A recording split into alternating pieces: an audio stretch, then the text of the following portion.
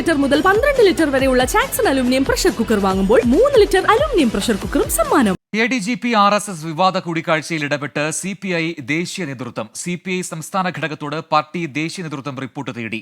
കൂടിക്കാഴ്ച ഗൗരവമുള്ള വിഷയമെന്ന് CPI general secretary D രാജ 24-നോട് പറഞ്ഞു.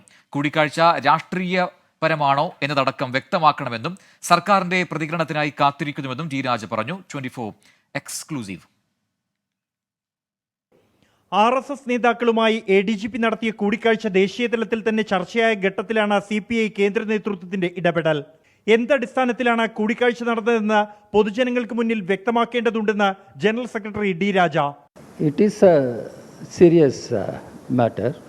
It is in public domain everywhere, not only in Kerala, across the country, how such a meeting could take place.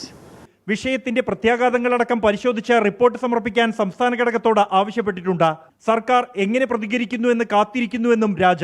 Let us wait and see how the government is going to react and what is going to be the outcome of any investigation, what is going to be the consequences. We will study the matter. തൃശൂരിലെ പരാജയത്തിന് ഈ കൂടിക്കാഴ്ച കാരണമായോ എന്നതടക്കം പരിശോധിക്കുമെന്നും D രാജ വ്യക്തമാക്കി. ADGP RSS കൂടിക്കാഴ്ചയെ ഏറെ ഗൗരവത്തോടെയാണ് CPI കേന്ദ്ര നേതൃത്വം കാണുന്നത്.